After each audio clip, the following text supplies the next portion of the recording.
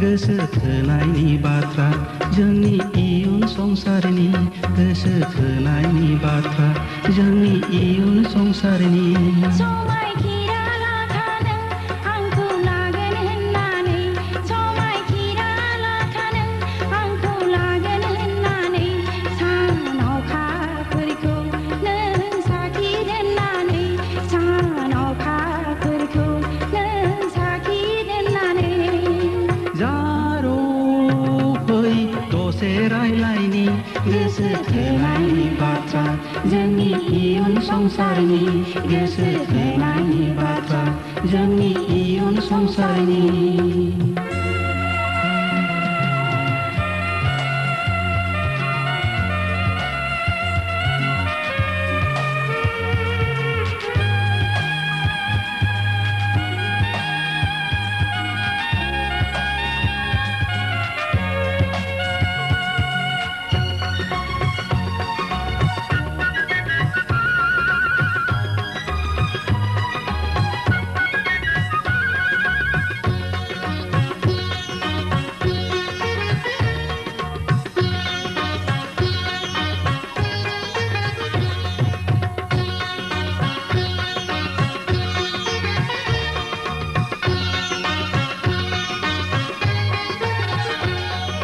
देरबोबाय लावबोबाय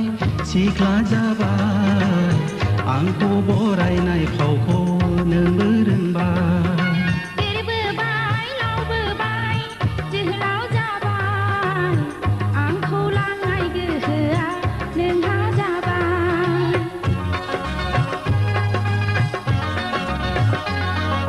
देरबोबाय लावबोबाय सिख्ला जाबाय आंखौ बरायनाय फावखौ नोंबो रोंबाय देरबोबाय लावबोबाय जोहोलाव जाबाय आंखौ लांनाय गोहोआ नोंहा जाबाय जारो फै दसे रायलायनि गोसो थोनायनि बाथ्रा इयुन संसारनि गोसो थोनायनि बाथ्रा जोंनि इयुन संसारनि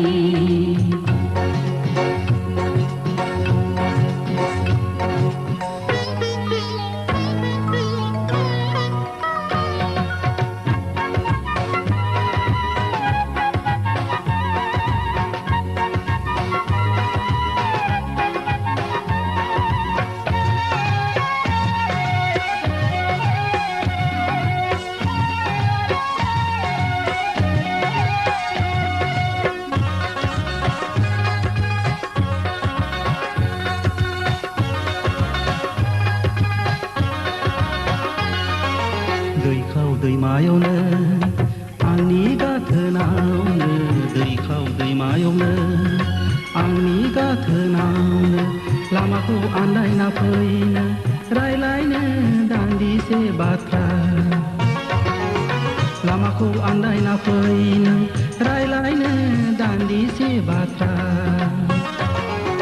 गोसोखौ खोन्थाथ' नों दा खालाम दावरा गोसोखौ खोन्थाथ' नों दा खालाम दावरा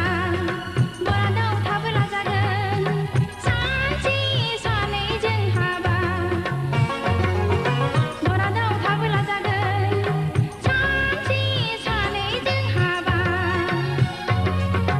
जारो फै दसे रायलायनि गोसो थोनायनि बाथ्रा जोंनि इयुन संसारनि गोसो थोनायनि बाथ्रा जोंनि इयुन संसारनि समायखिरा